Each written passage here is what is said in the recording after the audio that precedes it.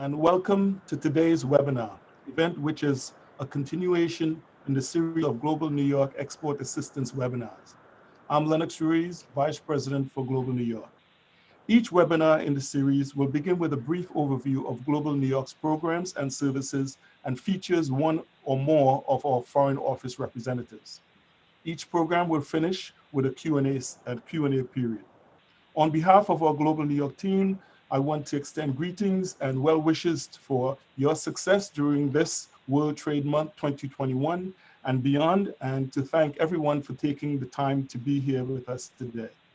We are pleased to be able to welcome those of you who have been with us before, as well as those who will be new to the Global New York connection and relationship. Today's webinar will focus on export opportunities for aerospace and transportation industries in Europe and Mexico. And by extension of today's spotlight discussion, we particularly want to speak to your interest as to how we can help grow your company in these international markets. I'm pleased to acknowledge my fellow Global New York professionals from the New York City headquarters and various regions around the state. Particular mention, of course, to Ms. Maggie Cunningham, Ms. Sherry Maj, who been instrumental in getting this webinar set up for us today through their diligence and dedication for this effort. Additionally, I'd like to acknowledge my co-presenters, Ms. Barbara Grunwald, Director for the Europe office, and Mr. Efren Flores, Director for the Mexico office. Additionally, we're joined today by our colleague, Mark Reynolds, who is a Vice President for Strategic Business Division or Sister Division in Empire State Development. Just a couple housekeeping items. In keeping with general webinar protocol in these times, everyone will be muted during the presentation and except for the speaker. Today's webinar will be recorded and posted on the Global New York website via internet link for your access after the session. We would like very much to hear from you during the session. If you have a question for our speakers or for our Global New York program staff or regional trade managers, please feel free to send it through the chat tab at the bottom of your screen. We will be answering your questions at the end of the presentations. If we don't get to your question during the webinar, we will be sure to follow up afterwards. Furthermore, we would appreciate and like to encourage you to share today's webinar and information with others you feel could benefit from this information as well. As indicated in the agenda on your screen, I will begin with a brief introduction about Global New York, which will answer many of your questions, as well as how we can help your business to grow internationally by accessing New York State resources to help achieve your objectives. Immediately after my presentation will be followed by our foreign office representatives, Barbara Grunwald, Director for the Europe office, and Efren Flores, Director of the Mexico office. Both Barbara and Efren bring a wealth of knowledge and on-the-ground, hands-on experience in helping companies in Europe and Mexico, and I assure you will be quite enlightening and appealing. So let's get started. Who are we? Why do we do what we do? And how can we help your businesses to export?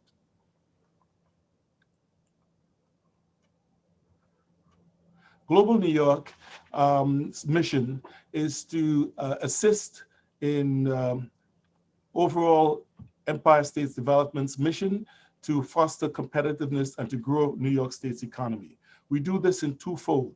We assist in helping to attract foreign direct investment to New York State, as well as to help New York State small businesses to grow their export and products, services internationally. As mentioned, we're part of Empire State Development. It's always helpful to give a general perspective as to who Empire State Development is. As mentioned earlier, Empire State Development conducts its economic development activities by dividing the state into 10 regions. These are economic development regions, and they're not political boundaries. And in each of these regions, we have what we refer to as a regional office. And these regional offices are staffed with economic development professionals who on a daily basis work with the various constituencies, chambers of commerce, economic development organizations to foster economic development throughout the state. In each of these regions, there are staffs. So we in Global New York have current staff, which as you can see, it's a small team, but lean and strong, as we say. Carrie Baker-Scott, who represents us in the Finger Lakes region, Richard Ball in the Western New York region, Catherine Bamberger, who covers the capital region up through the North Country and West Mohawk Valley as well, and all the way down to the Mid-Hudson. Maggie Cunningham, who is on your screen today, is our Director of External Affairs. Cherry Madge, our Department Coordinator, who's also on the screen today. You'll be speaking with, when you call into Global New York, Lauren Merkel, who is the Vice President for International Affairs, and Lauren Quealy, our Project Manager, who helps in managing the STEP program. Antonio Rodriguez, who manages the STEP program, is based here in New York City. Omar Sanders, who is covers the Southern Tier region and also helps in intergovernmental affairs. And Brian Tubner, who manages the Global New York grant program and is based here in New York City. In terms of the regions, as you can see here, if you're concerned, each of the regions of the state is covered by one of the Global New York professionals. And in addition to those regions, all 62 counties have a representative that's covering your region. So I encourage you to reach out to any of our representatives as necessary. So we say, why do we do what we do? Why are we doing this? Well, if you look at, if you think about 330 million population, even at that high level of population, we're still less than 5% of the world's population. It means that 95% of the world's population lives outside the United States, and 70% of the world's purchasing power also resides outside the United States.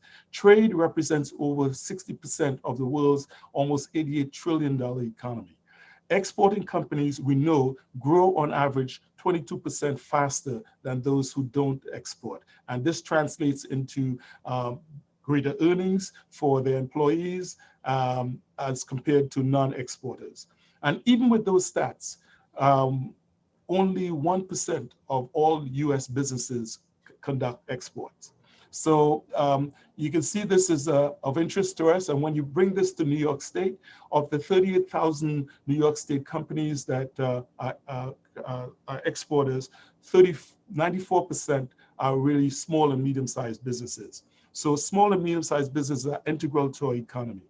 And in terms of merchandise exports, just to give you a stat, back in 2019, which would be the better year to compare, we had over $75 billion in exports. So looking at our economy, you can see that in terms of exports, we show this to demonstrate that we have quite a diverse economy. It ranges anywhere from precious metals and stones, meaning diamonds and pearls, arts, antiques, electric machinery, instruments, medical instruments, aircraft, and spacecraft, plastics, pharmaceuticals. This shows we have quite a diverse economy in New York State, and opportunities abounded there. Now, looking out towards the world, what do we see?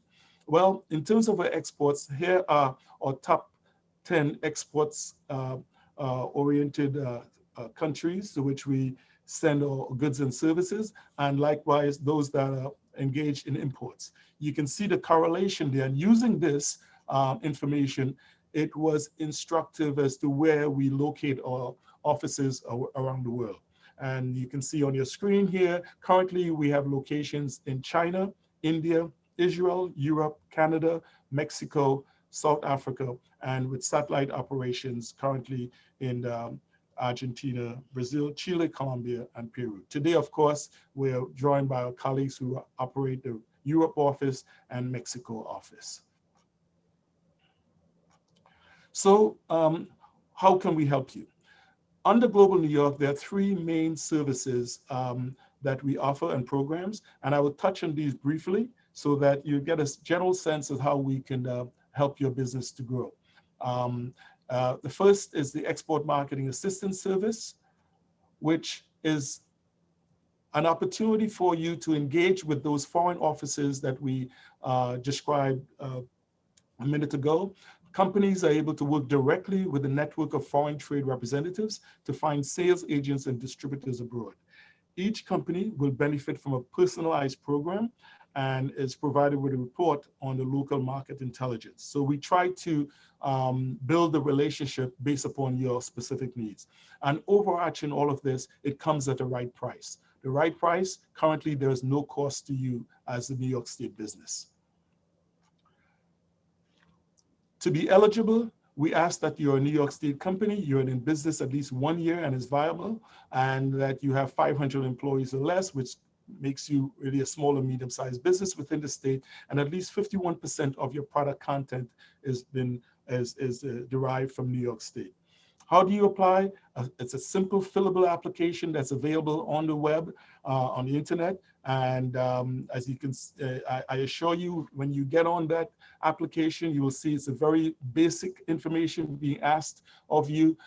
Generally, as we like to say, information that's already in your brain as an entrepreneur, and enough that our foreign offices and directors can have enough information to work with your company.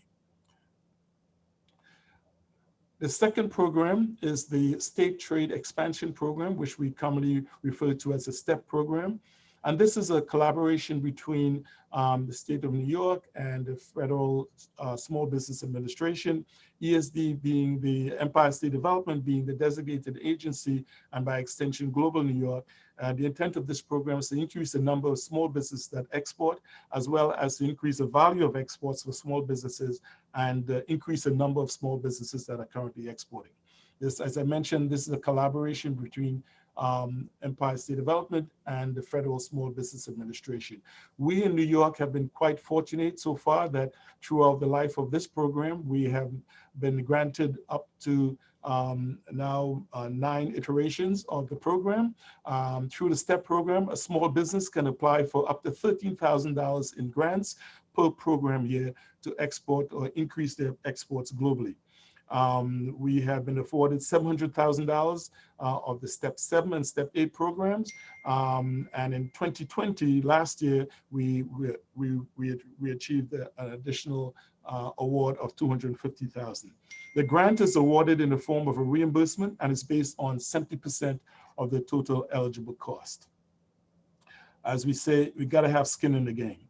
So eligibility, again, for this program, you've got to be a business that's operating in New York State, manufacturing or assembling a product or service, be in business at least 1 year, and that you qualify as a small business concern. Generally speaking, we don't have an issue with this. Most New York State businesses do qualify under this program.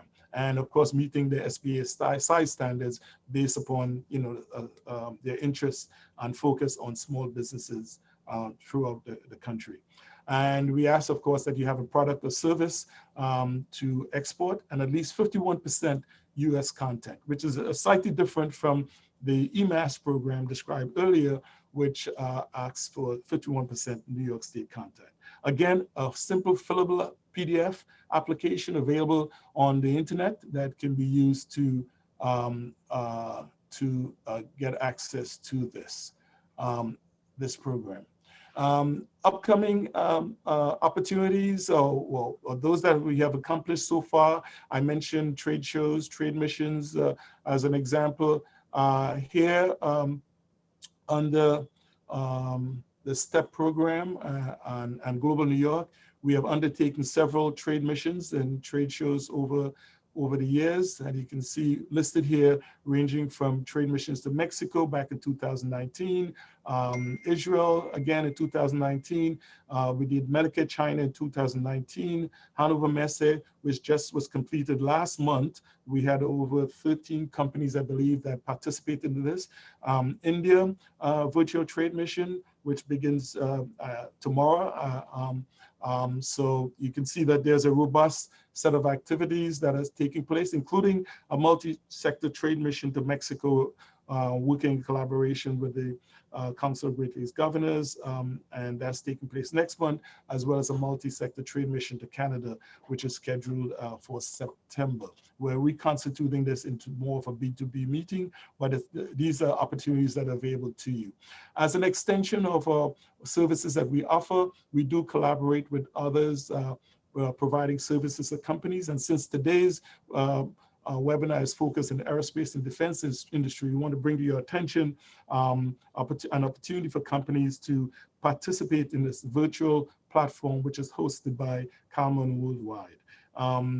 Companies are able to use this platform, as they say, 24 hours, 365 days a year, and it combines the traditional trade show type activities and tools, as well as today's tools, using the digital marketplace and facilities available to commerce and trade today. As usual, as mentioned previously, we can cover up to 70% of the annual package cost for using this service, and it ranges anywhere from $2,500 to $5,000. We encourage you to call us if you're interested in participating in this platform. The final programs, last but not least, is our Global New York Grant Program.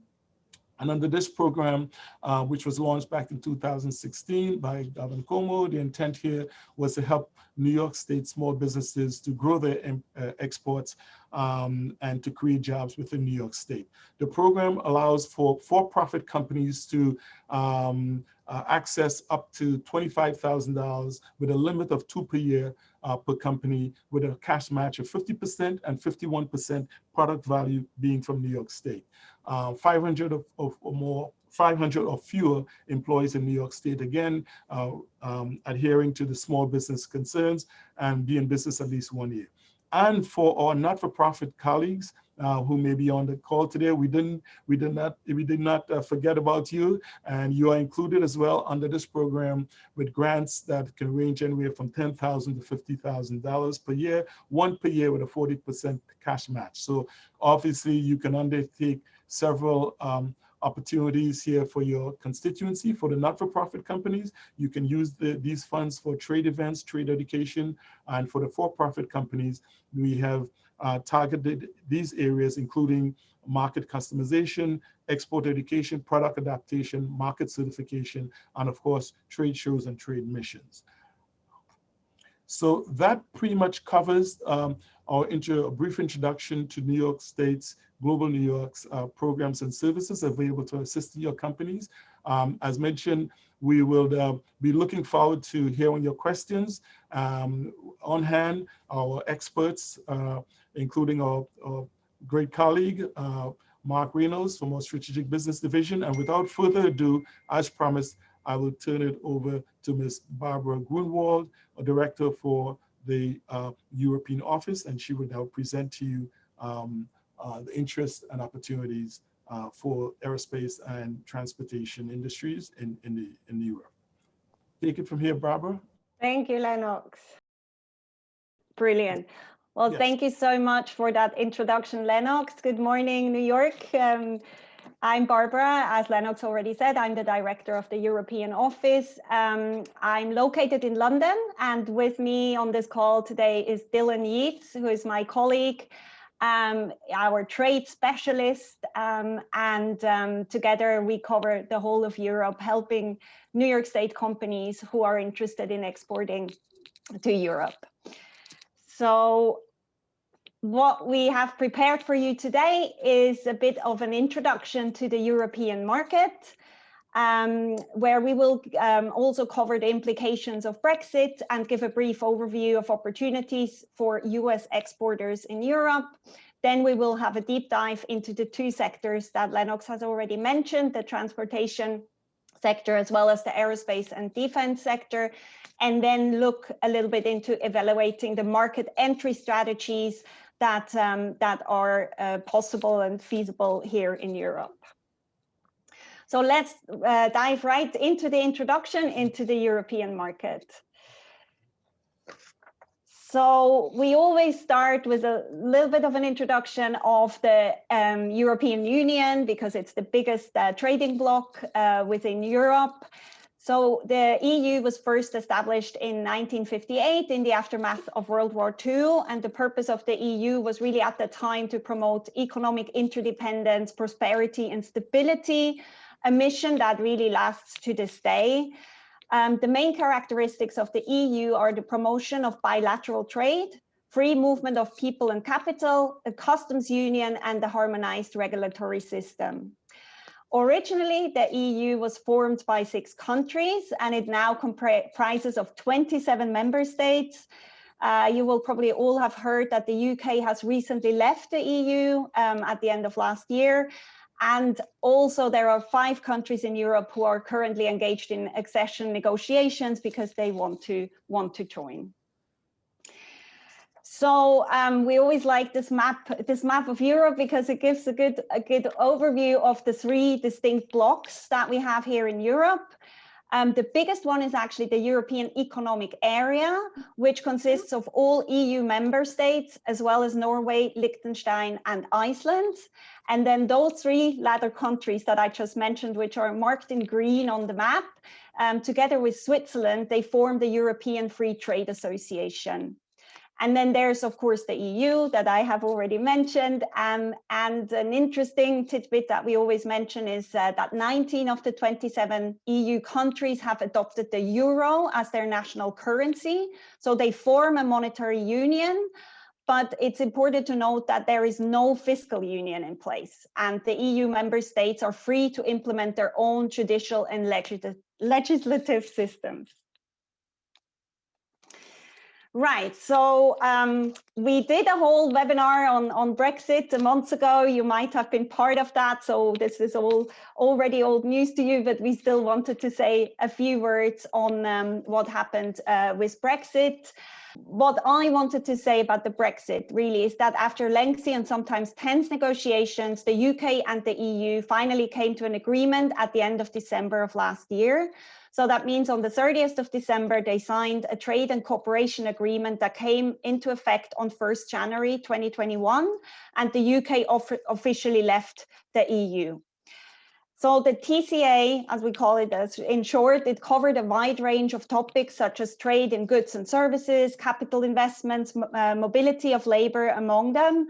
But one important aspect is the removal of tariffs and quotas. And although the current deal doesn't replicate the previous economic integration that the UK had with the EU, it does go further than a traditional free trade agreement. Also, there are still many aspects of the TCA that are in negotiations, so it will likely change going forward. So let's have a quick look at how Brexit actually impacts US exporters. So one important point that although tariff barriers have been removed, there are non-tariff barriers in place, such as custom checks on goods flowing between the UK and the EU. And that means that there may be delays at the borders, and that may increase transportation and administrative costs. So this in turn may impact trade flow from the US. So say if an exporter from the US has or wants to use the UK as a bridge into the EU, this will now lead to double border checks. So it's a little bit more complicated. Therefore, some companies might choose alternative entry routes into the EU, for example, via Ireland and the Netherlands, and have the UK kind of as a separate market. It's one of the biggest markets, so in itself, it's a prime destination for US countries, for US companies. So now, before we dive into the sector-specific discussion, let's have a quick look at what the European market offers to a US exporter. First of all, Europe is the US largest trading partner. The market comprises of over 500 million consumers across 28 countries, among them the major economies such as I just mentioned, the UK, Germany, France, and Italy. Europeans have a very positive view, perception of American-made goods and services, which really facilitates the trust and benefits the exporters. Thirdly, the EU as well as the UK are renowned for facilitating business and making trade as easy as possible with streamlined importing and regulatory frameworks. And last but not least, despite the pandemic, there are growing opportunities in the European market, and especially with the Biden administration, potential trade frictions are easing again. So now let's have a deep dive into the transportation sector in Europe, covering key market drivers, geographies, and emerging subsectors. So in order to give you a comprehensive overview, we have divided this section into 5 areas. First, the European market overview and a general view, followed by the key target markets and emerging trends and key drivers. And then we picked out two subsectors that are currently at the forefront here in Europe, as well as in the US, namely electric vehicles and infrastructure. So when it comes to the transportation and logistics sector, Germany clearly dominates the wider European market. The overall market value amounts to over $1.2 trillion. And despite the pandemic, and sometimes we say maybe also because of it, the expected market growth sits at 3% in the next 4 years. The largest transportation modality in Europe is road freight, valued at $450 billion US. Sea and air freight are other key areas, but significantly lower in value.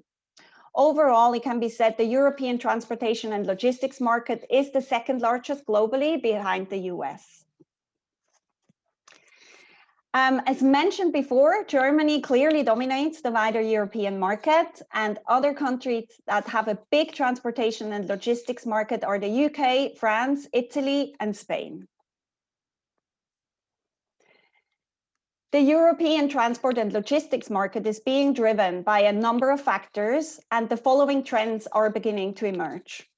One of the biggest winners in the pandemic is obviously e-commerce. So consumers have really moved to shopping online, also here in Europe, and are using this more than ever. And it is not only Amazon who has benefited and profited from that trend. With global supply chains heavily disrupted during the pandemic, nearshoring has become a focus again, and this provides, on the one hand, opportunities for the local transport and logistics market, while on the other hand, this also addresses climate change. As it said, nearshoring reduces or can reduce the carbon footprint. But not only because of the closer proximity of the supply chain, at the same time, the move towards net zero carbon emissions opens up opportunities in a number of downstream market segments, such as more fuel-efficient electric and hybrid vehicles, which we're going to address in a moment. Last but not least, that again opens up new opportunities in artificial intelligence and technology in areas such as fleet and storage management, all the way to autonomous vehicles. So now let's have a quick look at the electric vehicle market. This is becoming increasingly popular across Europe as battery prices are declining and congestion charges, for example, in big cities like London, are becoming more expensive. There is also rapid improvement in the efficiency of batteries as well as power output, making the industry more economically feasible. Overall, the European market value reaches $142 billion with a huge growth rate at over 25%. Key market trends are smart urban cities, technology integration and compatibility, and zero emission transport. Norway is the European sector leader, followed by Germany and the Netherlands. And I find it enormously interesting in the Netherlands, it's the fastest growing market in Europe, and it's at 144% per year. Now, when it comes to infrastructure, transport infrastructure investments, in particular high-speed rail, are the cornerstone for the new economy. With over $122 billion investment a year, the key market trends are enhancing network connectivity, alternative transport modalities, and facilitating capacity upgrades, such as electricity grid capacity and 5G infrastructure, which the majority of European countries have already adopted. In Spain, for example, over 4,000 network nodes have been installed, covering already over 80% of the country. The UK has committed to spending up to $141 billion over the next decade to expand its high-speed rail infrastructure, and France plans to invest $40 billion over the next 15 years for a capacity expansion project for renewable energy sources and electricity redistribution. Right, now, let's have a look at the aerospace sector overview. And at this point, I also wanted to mention that on the phone or on the webinar today with us is Mr. Kieran Pocock from the Department of International Trade of the UK. He is the aerospace and engineering sector lead, and he's located in New York, but obviously works with New York companies as well, or US companies as well as UK companies in that specific sector. So I just wanted to say welcome, Kieran, and if there are any specific questions at the end, we would be very happy with your support. So yeah, let's look at the aerospace sector. So we follow here the same structure than we did with the transportation sector. And for the two subsectors, we have chosen two very current segments that have gained hugely in development and importance, namely the unmanned aerial vehicles, so the drones, and cybersecurity. So a quick European market overview. When it comes to the aerospace and defense sector, France is the European leader. The largest segment is civil aeronautics, valued at nearly $160 billion. It is followed by military aeronautics, and the land and naval segments are not far behind. The overall market is valued at $316 billion with a growth rate of over 5%. So after France, the main aerospace and defense markets are Germany, the UK, Spain, and Italy. So you can see it's actually the same 5 markets that we mentioned for the transportation sector, but they are in a slightly different order. So as we all know, the aerospace sector has been one of the sectors that has been hardest hit by the pandemic. So we wanted to look at the obstacles and the trends and opportunities that are beginning to emerge. Obviously, the commercial aerospace segment has been decimated by the pandemic with a 70% decline in global passenger traffic. However, the military segment appears to be more stable as government spending has remained fairly intact. Sustainability is the biggest change factor in the sector, which has been reinforced by the pandemic when it became obvious that actually business can be done virtually quite well, at least in parts. And I always say this, webinars like these are really the best example of it, because in normal times we would be in New York right now and in a face-to-face meeting, but instead we're meeting virtually, and essentially we are able to convey more or less the same message than we would if we met in person. Saying that though, nothing replaces the face-to-face interaction. So yeah. So in order to reduce the greenhouse gas emissions and reach the targets that the industry has set for themselves, innovation and efficiency improvements provide opportunities for players in this space. And then last but not least, the aerospace industry is known for collaborating with an expansive supplier ecosystem, and the pandemic has highlighted the vulnerability of this supply chain, both up and downstream. And so again, rethinking the industry approach can offer new opportunities. Now let's have a quick look into one of the two subsectors, namely the drones. So UAVs make up over $17 billion in market value with a 14% growth rate.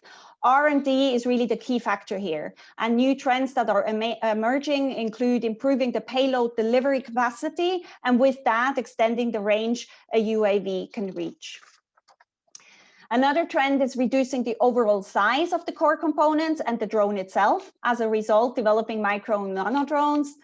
And just a few highlights from the market. The UK has recently procured 30 rotary-based nano UAVs, fast-tracking military robotic applications. And speaking of military applications, Germany has some of the strictest drone regulations and laws, and the government currently forbids armed drones. And last but not least, Europe hosts several important drone clusters in Spain, France, Belgium, as well as Switzerland. Last but not least, let's have a quick look at cybersecurity. According to some estimates, the European cybersecurity market is expected to exceed $300 billion by 2024. The key segments here are security infrastructure, situational awareness, application security, and system recovery. Looking at the trends that are emerging, the focus nowadays lies more in the prevention as opposed to the remedies. and SMEs are being the priority target, and the application of AI is the main focus to combat cyber threats. The overall market in Europe is valued at over $140 billion with over 12% growth rate, and Germany is the biggest European and the 5th largest global market. It is in Europe, followed by the UK and France. So just a few words about the market entry strategies. Again, we have subdivided. We'll talk about the general barriers, just a quick word about the pandemic, then viable market entry strategies, trade shows that are coming up, and then the EMAS program, which Lennox has already covered. So we wanted to highlight 3 entry barriers when looking to export to Europe. The first one is the tariff barriers, the most common form of trade barriers that stem from protectionism. Tariffs, which are essentially taxes, are applicable on many goods entering Europe with variable rates depending on the products. Secondly, there are also non-tariff barriers that come into play, and we had already mentioned them earlier in connection with Brexit, as non-tariff barriers not only apply from the US into Europe, but since the beginning of this year also between the UK and Europe, or between the UK and the EU. Non-tariff barriers are as such regulations and can take on the forms of quotas, sanctions, or customs processes that are inherently administrative burdens and can take time and high costs to be completed. Last but not least, the subsidies present a significant trade barrier.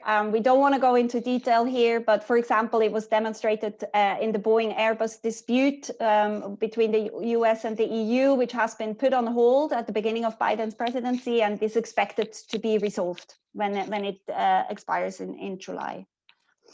So just a quick word to COVID. So although we have all more or less got used to the new normal,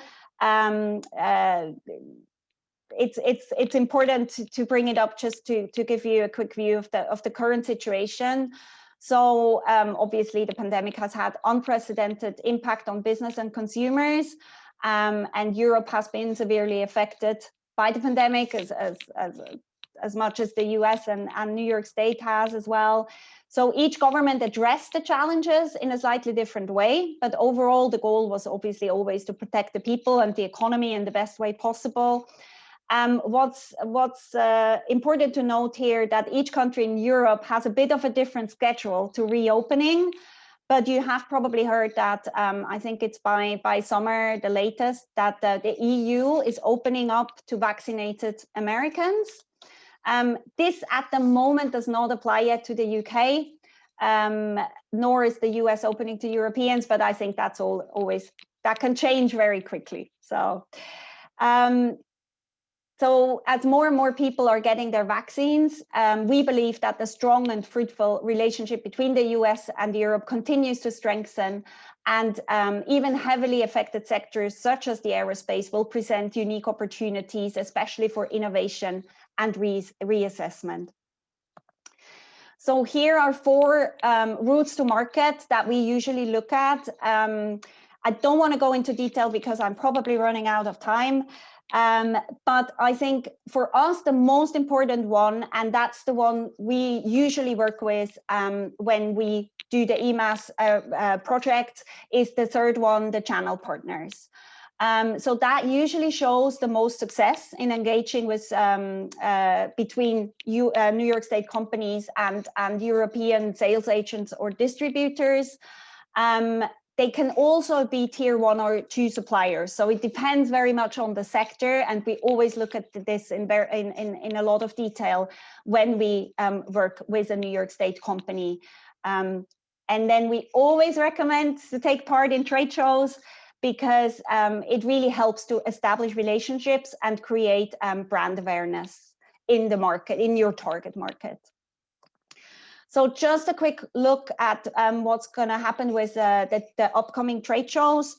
So the first one that is actually scheduled to take part in person is the DSEI, which is the Defense and Security Equipment International Show in London, scheduled for September. As far as we know, it's taking place in person in the UK, but again, it all depends on whether or how travel is possible by then. Then Farnborough has been announced as well. Obviously, it was cancelled last year, but it will should go ahead next year in July. And then the Paris Air Show was cancelled for this year, but again, by 2023, I don't even want to say that number. It should all, hopefully, fingers crossed, be absolutely back to normal. And then in terms of the transport sector, the Automechanica, which takes part in Frankfurt. I just checked again yesterday, and again, it's scheduled to take it's going to take part in a hybrid version. So it's going to be online and in person in Frankfurt, Germany. And then the multimodal, which is a Birmingham, UK trade show, it's scheduled to take place in person in October this year. So yeah, just very quickly, the EMAS request process, I wanted to address that just so you know how we work with New York State companies. What we usually do when we get an EMAS request, we schedule a first call with the company just to learn more about the business and to be really clear what your target is, what your target channel partner is. We then do a market research and put together a potential channel partner list. We don't do any outreach at this stage because we really want to verify with you that, you know, the profile of the suitable channel partners that we identified is according to, you know, who you would like to work with. Then we schedule a second call once you have had time to look at this material that we send you, and then we'll discuss outreach in that second call. Sometimes or often we do the outreach, you give us a core message, and we do the outreach to really open the door. Sometimes companies say, no, we are too specific to like it's very hard to explain what we do. We want to do the outreach ourselves, and then we give the support that you need for that as well. And so, yeah, that is us. As I said, I'm working very closely with Dylan, so you will meet him as well when we have our phone calls for the EMAS requests. What I want to say is over the past 2 years, we worked with over 50 New York State companies from a lot of different sectors. The two sectors we covered today, we had about 5 or 6 companies that we worked with. And our message to you to end the presentation is really that whatever your product or services is, it doesn't have to tie in perfectly with an industry, but it can target also tier 1 or 2 suppliers as a downstream supplier or component manufacturer. So we just wanted to say this to show you that, you know, any company is welcome, and we always find a way to work together and to try our absolute best to find you a foot into the European market.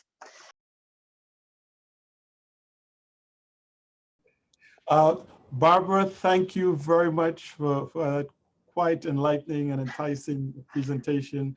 I'm sure everyone on the call are really excited as we are to join with them. So at this point, just a quick reminder to all participants, please submit your questions in the chat box.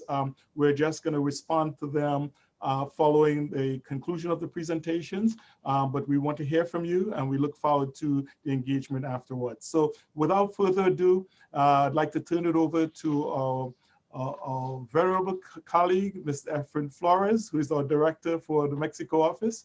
And Efren, take it from here. Perfect, Lennox. Thanks so much. And let me tell you, Barbara, it was a nice presentation. Every time I learned something, and that was a nice thing to know more about the European Union. And well, now let me share my screen. so we can start talking about Mexico. Okay. Well, my presentation focused more into the aerospace industry, not much of a transportation, because the aerospace industry in Mexico is, I will say, one of the jewel of the crown in the country, you know, probably behind the automotive. But I want to tell you more about the aerospace. I think there's a lot of opportunities for New York companies to participate in this sector. It has grown a lot, and you will see on my presentation. So what about if we start here?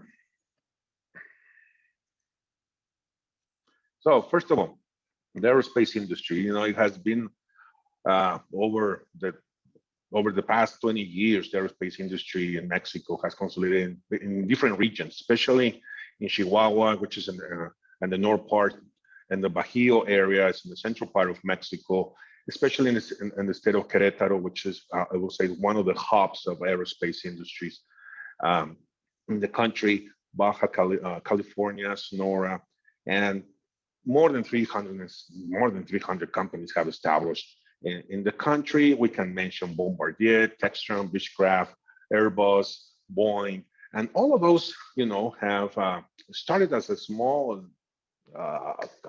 operation, but now, after different past years, you know, they have been growing and establishing more and requiring, you know, looking for new suppliers, especially in the USMCA region, because they also had to comply with the origin of the parts. Okay, and they started with building turbines, landing gears, and all that, but now it's more complicated. So just to give you an idea, every single part is manufactured in Mexico, across borders, Canada, the United States, up to 5-6 times. So it's a very interconnected manufacturing procedure. A lot of suppliers will need to be certified, and we will discuss that later on. But it's mainly the civil and commercial planes with our manufacturing. Like I said, more than 368 industry facilities. It can be divided in manufacturing. MROs are extremely in demand in this country, and especially because they cover the Latin American part. Research and development, you know, because what the different states have established is to create clusters, especially in the aerospace cluster, when they invite the government, academia, and the manufacturing companies. So just to give you some facts, Mexico moved from the 10th to the 6th place as a sporting country with the US in less than 10 years. Aerospace industry probably covers or has any kind of position in 19 states out of the 32. And now Mexico's it's ranking globally as the 12th. So expectation by 2020, that was because I just couldn't get any more details about 2020. I got the latest one, work 2019, but there was around 30% growth in exports. And you will see my charts later on, how that change pre-COVID and post-COVID. So let's continue on this. These are some names of the companies that are present here. Like I said, I just mentioned the most important ones, and it's, you know, companies from everywhere. Now, what we have seen, it's Mexican companies are taking some important roles to supply these companies. And what we need from the United States, especially from New York companies, is services and different components, which I will describe later on, and you will see the number of opportunities to cover in this special sector. Free trade agreements, as you know, USMCA, number one. So that means there's no duties, tariffs, barriers, except for regulations. So if you produce a component for the aerospace industry, which comply with the rules of origin, you will be exempt of paying any duties. Or by the fact, your client is not going to pay any duties, okay? Because most of the traditional way of sending parts to Mexico is they will they will get the parts at the U.S. Mexico border, and they will clear customs and all that. And the other thing is that you can ship directly to their manufacturing facility, and because most of that components will be re-exported in different category and different harmonized code, there's no need to show the Mexican custom entity there is a change. So it is very important to consider the USMCA and to send or to sell components to Mexico, because there are other companies that are selling parts to Europe, to Asia, to Central South America, and they also get a benefit of the different free trade agreements that Mexico has. Okay, certifications. Okay, this is very important for the aerospace industries. And what we have seen and experienced is that most of the companies will require you to comply with different certifications, like the BASA, as the National Aerospace Defense Contractual Accreditation Program, especially now that we're also getting into the defense part in Mexico. So, and also as probably you have seen on the news that the FAA had changed the grade to the Mexican airline system, I would say. It's not so much like the airline, it's more into the airport security. So hopefully we can get that change soon, because if we don't change that grade, that means that the Mexican airlines they're not able to open new routes to the US. Okay, so but going back to the products and services, this is what we produce, and also the things what we need. Okay, because we need a lot of things. There's a big gap of companies that can produce certain things in locally, but most of it is imported. And especially now that we need to comply with the USMCA rules of origin, there's a big opportunity for New York companies to start selling to the multinationals and even Mexican players in this special sector. Most of them are, like I said, propulsion systems, landing gears, turbines, audio, video, fuselage parts, harnesses, and cables. You know, just to give you an idea, I was in the tour in the Bombardier plant here in Querétaro, and it's amazing. It is amazing to see how the tail and the parts of fuselage are manufactured. The miles and miles of wire being changed to a harness that goes from the tail to the cockpit part. It is amazing to see how they are manufactured and tested, and you don't realize how the aerospace industry is so complicated, especially in electronics and electrical parts. But and this is the description where the companies are, as I mentioned, right here in the north part. It's a big industry, especially in Chihuahua. When we have a Cessna Honeywell was also part of a trade mission to Mexico, and I had the opportunity to visit the Honeywell part where they manufacture the blades for the turbines. It is amazing how they need special systems and special metals, services, quality control equipment. And also I had the opportunity to visit the safran industry for the landing gears, and it's just amazing what they can do. Okay, and also and during that visit we had the opportunity to identify the opportunities, which I will show you later on. But another part here, it's in Querétaro. It's very small state. Matter of fact, that's where I live. And it's one of the main hubs of the industry, and it has grown considerably, probably more than 30%. And annually, the aerospace industry has grown almost 14%. Now, we can see pre-COVID annual growth. If you take a look on this, it is, so it's one of the parts I just love to mention. If you see here, back in 2004, that's where, probably 2 or 3 years after the aerospace industry started in this country. As a matter of fact, it started especially with Honeywell and a few other companies, but in 2004, that's where Bombardier arrived in Mexico, because they were planning to build entire planes, but now what they do is just some parts of fuselage, the electric harnesses, and entire tails for the different lines of planes that they manufacture.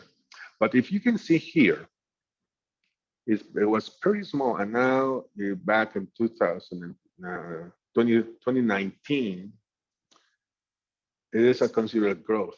Okay, we export a lot, as I mentioned. Everything that we export it. Why? Because we send it to Canada, we send it to Europe, we send it to the US, and it's very small parts still in Mexico. Okay, but imports. If we increase the amount of exports, of course we're going to increase the amount of imports, because we need those kind of components, services, and different things. So the tendency, it's just growth and growth and growth. That was back before the COVID. Now we're going to show what happened after COVID. It was a very slowdown, but that was a lot of recovery. So the industry kept moving, because I know there is a 2020 was kind of a slowdown for flights and the need for new airplanes, but there was also a waiting list for Airbus and also for Boeing. So they probably stopped a little bit on the manufacturing plant of both of those two companies, but there was a need of components, and it's still in need of components. So this is the supply chain opportunities. Okay, this is the most common ones that we have seen, like a surface treatment, testing equipment, as I mentioned, for different parts of the entire plane manufacture, for harnesses, for automation, testing equipment, to measure the thickness of any kind of a part. You mentioned metal treatments, aerospace molding, special tooling, advanced composites, specialized aerospace services for the MROs. So just in the case of MROs, there are two big MROs in Mexico. One belongs to Mexicana. They kept the MRO part, and there was no TechUps, which do all the MROs for Delta and Aeromexico locally. Now, the opportunities. Identify demand of 48 buyers in Mexico. And you can see the amounts and also the opportunities. So casting in aluminum and magnesium, it's also a big, big opportunity here. Machining, there's a big gap. The Mexican companies just cannot get to a certain point to supply the aerospace industry. So what they have done, a few of them, is to partner with foreign companies so they can comply with the regulations and start selling locally to the companies that require the machining components. But also, there's a lot of imports on that. Forging, coatings, assemblies, hardware, plastic injection molding. So these are very proven. We know the exact companies that are looking for this kind of products and services. So please, if you're in this part of industry and you can comply or supply, I'm gonna say, if you can supply this part of components, please let us know. Get in touch with us. Get in touch with your regional partner in New York, and they will get back to us, and we can submit an email, okay, for this. Now, the trade show that we have for, matter of fact, this year, okay, is FAMEX. FAMEX was postponed. The regional date was in April, but now they move it to September 22, 25th. So, and it's not a virtual, it is physical trade show. It's one of the largest trade shows in the country. Well, you will see companies. Matter of fact, the United States, it's a partner country for this edition. It's going to be in Querétaro, which is I would love to say it's a nice place to be and to visit. And I think if you're interested, we can help you. We can also working with the U.S. Commercial Service for this.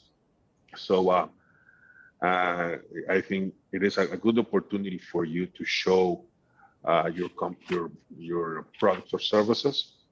And the second option for the aerospace industry is the aerospace meetings in Querétaro, which is going to happen February 22. And this is a closed trade show. It's more focused into the buyer and seller. You know, they arrange B2B at the place, and they also is going to be a physical. It's not going to be virtual. So it's also, I have been in that trade show before. It's just amazing what they can do regarding to the matchmaking, and we can also help you with the matchmaking. So now, I don't want to get you more into this, but I think I want to discuss more about the service that we can provide, and our experiences of helping New York companies and other American companies to enter to the aerospace industry. So this is just a matter of negotiating punctuality in Mexico. Probably you guys, we're all well known for punctuality, but it's the myth.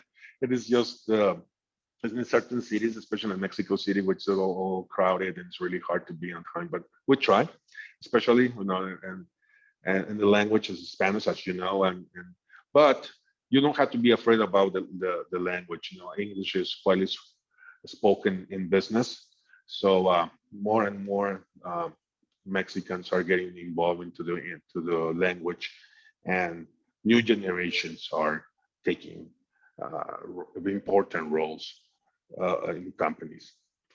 Okay, so negotiating is very easy going. We love to make friends first, and then we jump into the business. We take time to decide if it's a really big important or for us, and to form a business relationship. Okay, so probably you have heard that Mexicans will never say no. Well, actually, we'll never say no. We say maybe, or we say let me take a little more time. But it's more to the research thing.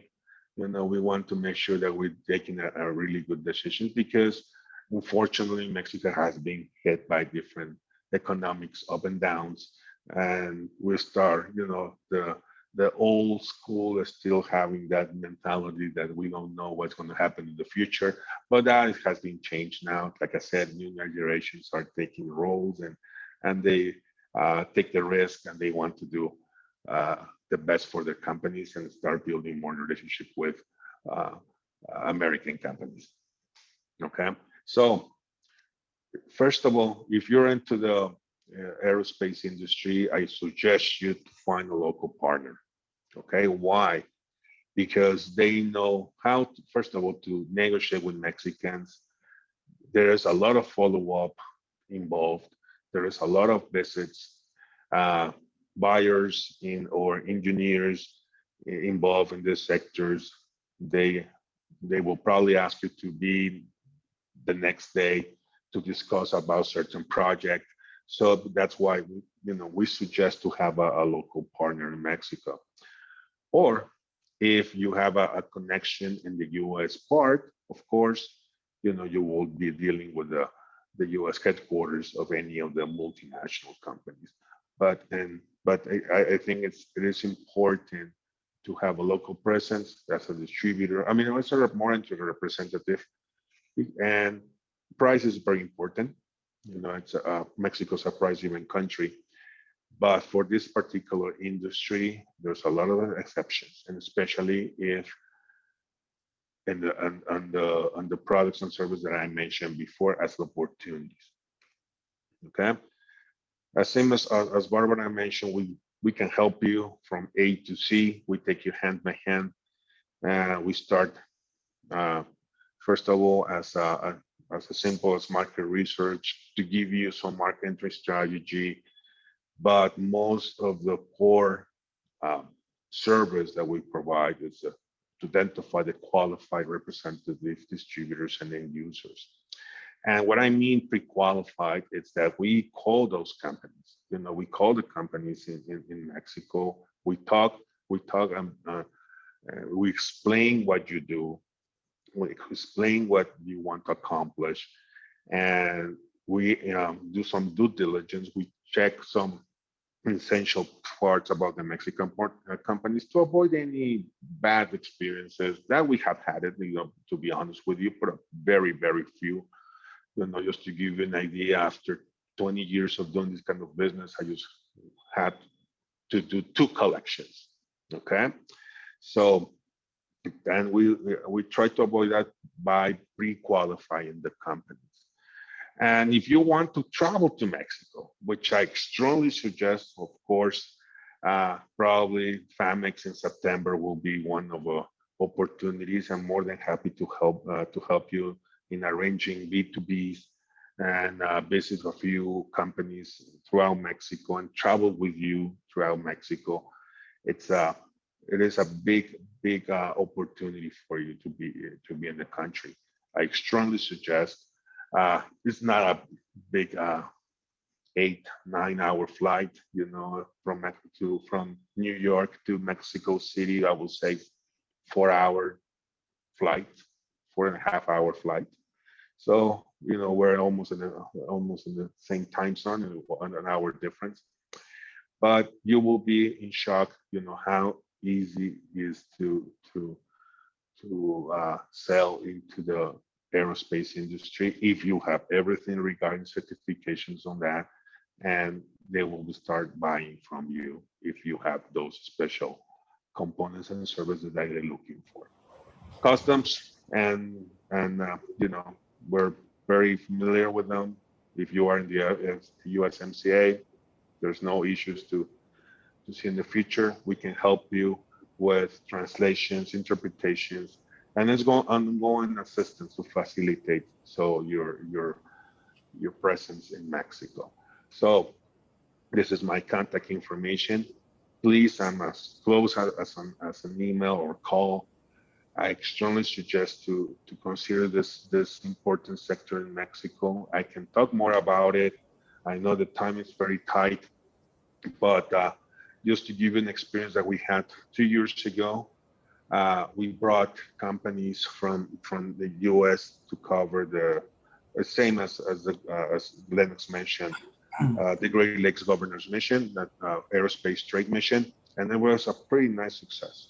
We met around 30 Mexican Mexican, I will call them Mexican companies, but they are already requesting a lot of components, and that was a nice outcome. So we're still moving. And we look forward to see you in Mexico, and we can start us with an EMAS. Okay, so I strongly suggest to contact your regional partner in New York to start an EMAS, and we can arrange a kickoff call to give you some more insights about your product or service, and that's the first start and the first step. Thanks so much, Lennox, again for this opportunity, and we're open for questions and answers. Indeed. Thank you, Efren. Again, thank you, Barbara, our esteemed colleagues, for those wonderful presentations. As promised, they were quite enticing and enlightening. And this is a point at which we switch over to taking your questions. And we're looking at, we encourage you to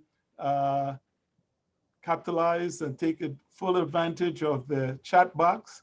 And we'll start going through on there. As mentioned, on hand are many of our professionals within Empire State Development, including our colleague, Mr. Mark Reynolds, with some more sister divisions, strategic business. And if Mark has to make any comments, we're welcome to do so. As well, again, Karen Pocock, who's joined us. Thank you, Karen, for that. And Dylan, who is online. And as you can see on the screen there, we also have our colleague, Catherine Bamberger, who's already been writing and communicating to you. So we mentioned Catherine earlier. So let's start taking, let's see what's been asked so far. Anyone can jump in, by the way, if we want to talk about the questions.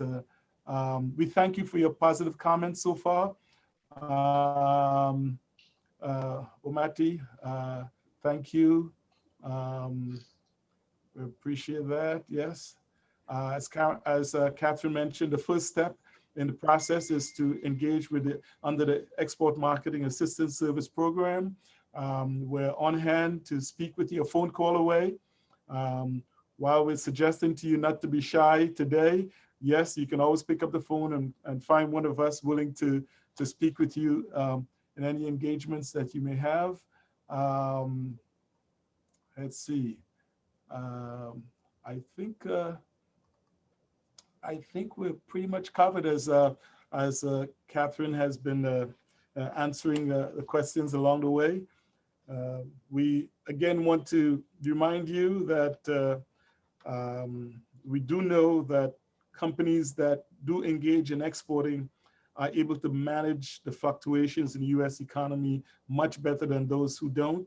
And some things that's sometimes under appreciated, it's the fact that exporters are able to capitalize on our reputation here in the US for quality, innovation, customer service, and sound business practices. So we urge you to take advantage of this. We had mentioned earlier, okay, here's a question we have. What are the most common early mistakes new exporters make that can be easily avoided? Okay, I'll turn it over to either Barbara or Efren to begin. Perhaps we start with Barbara. Yes, and I hand straight to Dylan because that's one of the questions that I think, Dylan, you have a few things to say about. Yeah, one of the first things that you can avoid, well, really is something that we see quite a lot, is not understanding the market that you're going into, right? And that's essentially why the EMAS program is structured the way it is, okay? So before we even attempt to engage with the market, we try to do all the groundwork up front to make life as easy for you as possible. So that usually just involves doing this comprehensive market intelligence report. So before you're even engaging with the company, you know what it is what's driving the market, right? So it is really about being informed. So the way we like to think about these sort of market intelligence reports is, which I heard a great quote, it's where to play and how to win, okay? And that's really what it is that you need. So be informed is really the answer to that one. I don't know if anyone else has anything else to jump in on that. No, that's a really good, that's a great tip, Dylan. And I think, as you say, that's exactly what we do on this first call for an EMAS request, because sometimes what we do have companies that look at the certain market, and because we are in market and we know the sectors well and we know the market well, we sometimes even on that first call advise to actually direct the project to a different market, because there are certain markets that are easier to enter here in Europe as a first-time exporters, and that's why we're here to really support you on that journey. Yeah. So that's from my side. Efren, or I'm sorry, Dylan. No, I was going to say that's exactly right. I mean, what we usually do is, like you said, you often would think, maybe opportunities are in one market, but if the market intelligence tells us otherwise, we certainly sort of reassess and reevaluate our approach. And then it's we sort of talked about those several routes to market. I think in one of our slides, I think Efren maybe mentioned some of that stuff too. It was really about the channel partners. It's sort of that only comes from experience and knowing and engaging through the likes of the intelligence reports that we put together. But I think that's it. I'll maybe hand over to Efren or Lennox has maybe any other comments on that to make. Or I would say in my case, it's just, of course, they don't know much about the market, as Dylan and Barbara mentioned. And what I have seen is that most of the American companies, I will say this, they assume that the dealing with Mexicans is the same as dealing locally. And that's what I have faced also regarding, they consider probably Mexico as another US state. There's no regulations, there's no additional things to send it. They don't understand about the US NAFTA, but I mean the USMCA treatment, free trade agreement, but they don't do the research for certain things. So that thing is one of the main obstacles they face as a start. Second of all, they are afraid about the language, as I mentioned. Third is that if they sell something to a similar company in the US, they assume they can sell the same amount to the Mexican company, which sometimes is not true because probably they're local manufacturers too. So and competition, and especially in Mexico, it's an open market for the world. So it was not something similar to what we have faced before 1994 when Mexico was closed to anything. So now companies in US companies, if they don't have any kind of presence in Mexico, their competition, the US competition will be, and also they will face competition from Asia and Europe mainly. So that's why I always encourage, hey, you need to be here. Don't wait until you hear from your competition that now they are selling into Mexico and they're doing great, because it's going to be very late for you to play. So that's my opinion. Thank you, Efren. Thank you, Barbara and Dylan, for that response. We really appreciate that. Let's see. Do you have any guidance on how long it will take on average to file an application until we're able to work with a partner or distributor? I realize it may be organization specific, but just a general range as to how long it may take, working with a distributor or partner in your respective markets. We can begin with our European directors, Dylan or Barbara. So yeah, thank you, Lennox. That's a really good question, actually. It depends a little bit on how many projects we're working on at the time. Usually we say it takes about 6 weeks from the call that we have, the initial call, until we have a full market analysis report and a pre-vetted kind of channel partner list. And then after that, as soon as you are ready to have that second call to discuss the outreach, we start with the outreach straight away after that second call. It usually takes about 2 or 3 emails and then a follow-up call to get a response from potential partners. It depends a bit. The last year obviously was very difficult. A lot of people working from home, so it was actually more difficult to get hold of distributors. We haven't noticed a pickup in the last kind of months, I would say, Dylan, right, where we got quite a few meetings scheduled. So, but it does take time, and then it's a first call with the potential partner, and then you start the negotiation. So I don't know, Dylan, what is safe to say, about 6 months from start to really kind of. There's a lot of caveats to that as well. At the same time, while there's the sort of the process itself, it depends on the industry. So some, you know, maybe a little bit more lax and maybe easier to engage with, whereas some that sort of conversation takes a wee bit longer. But ultimately as well, I do want to say that, you know, look, there's sometimes there is no guarantees in this world as well, you know, when we're sort of engaging with the market. We always do try to provide, you know, the feedback, whatever we do get, that is with that. And we always do usually come off with some great feedback. But no, I think just, you know, like Barbara said, you know, the nature of the COVID and the disruptions, like things are hopefully are opening up now again. And I think it's some of the stuff we mentioned, so we are able to get a bit more traction in Europe. But yeah, overall, it's very hard to say. I would love a bit more information. Hopefully, we might be able to give you a better answer to that. Hopefully. Efren, is that similar in Mexico? It is, Would I you would say, say? similar to Mexico. It's very similar in the case, it can vary, you know, as an EMAS procedure, as you know, from 6 to 7 weeks to get everything done. And in case of closing the deal in Mexico, it can vary from 6 months to a year. So I think it's everywhere. After talking to different colleagues, different parts of the world, it's the average time. You know, it can be something different. You know, like for example, I had a trade mission from another state client back in February, and looking for a representative, and they closed a deal yesterday. So 2 months after. So it can vary. Depends of the needs, and especially for this market, a lot of follow up. There's a lot of follow up that you have to do. So that's the average time that we have seen.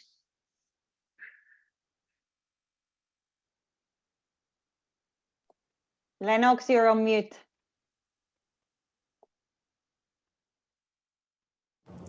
Thank you. The hazards of the virtual medium these days, as we try to manage through the technology. Thank you very much for that.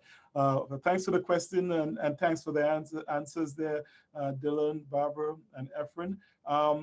Yes, the question was asked about the presentations. As mentioned earlier, we will have this available for you on the Global New York website.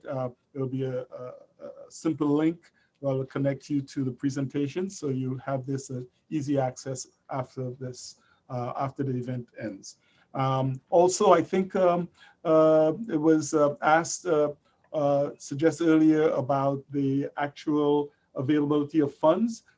For example, not only working with the European office and the Mexican office through the EMAS program, but through the STEP program, we are able to provide financial assistance for trade missions. Also, we work very closely with the Department of Commerce, the USAS, the U.S. Export Assistance Centers. We're able to provide travel assistance there, and as well assisting through the subscription services through the Department of Commerce. $1,500 upwards to $2,500 for financial assistance awards for travel. Included in there, and our colleague Catherine Bamberger mentioned this in her response earlier, included there would be export training workshops, domestic trade shows where they may have an international component to it, website content, foreign language translations, development of marketing campaigns, and of course in these times, compliance testing, which is very important as you work within various markets, and virtual services. So we can provide a range of assistance there through the STEP program and the Global New York grant program. Typically, as Catherine mentioned earlier, you would come in through the EMAS program to engage with Barbara's and Dylan's office. They will assist you in identifying manufacturers, reps, or distributors within the region, and as well as with Efren's office. And as an extension of that, we provide you assistance in the event you have to undertake a travel or attending a trade show and the like. And if you extend that further, where for a more comprehensive engagement, we can assist you through the global grant program at a higher level of funding. But that requires an export plan and more details for engagement. So looking ahead, if there are any questions, again, we encourage you. Thank you, Moshe, for that response. We appreciate it, that the program has been helpful so far to you. As we continue to encourage you not to be shy. We're nearing conclusion. I'll just open it up to our colleagues. If anyone would like to make any further comments, our colleague Mark or Karen, if there's anything further you'd like to add along the way, I'm sure our participants will welcome it as well. So I turn it over to you.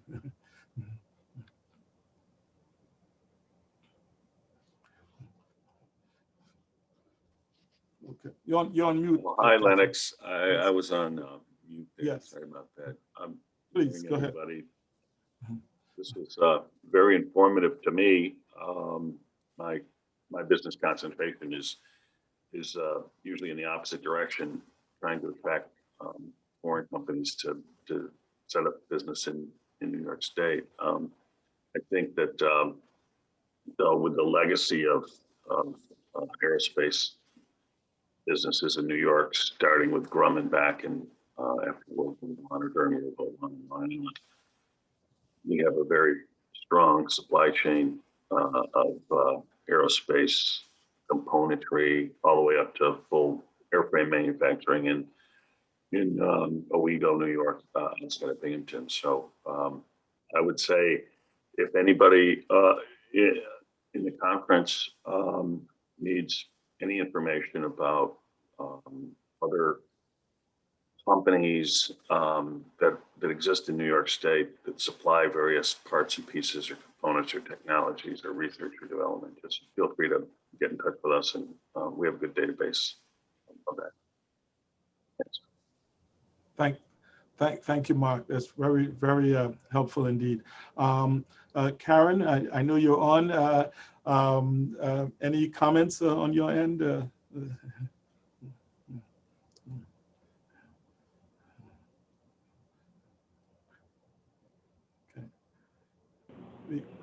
We're unable to hear Karen. I think she's on mute, perhaps at this point. So also on the line is Antonio Rodriguez, who manages the STEP program we called out and described earlier. Antonio, you have anything further to add at this point as we're coming to the conclusion? I don't see any further questions coming in. Let me turn it over to you as well. Well, we have the opportunity under the Step 9 grant program, again, through September of 2022. Any proposed activities or projects that you may be considering, please contact. They're good opportunities, and we've had good positive results overall. Thank you. So as Mark mentioned short time ago, we urge you strongly to take advantage of these resources to help your businesses to grow internationally by going to the Global New York website, filling out the online applications, EMAS, STEP, Global Grant. Additionally, please don't hesitate to call us at the general number, which you had on the screen earlier, 212-803-2300, or to get in contact with your Global New York representatives directly for consultation. I think this brings us to the conclusion of the webinar, and we look forward to hearing from you. Again, thanks to all the panelists and our Global New York team across the state, and we look forward to working with you, and I wish everyone a good day and continued success for World Trade Month.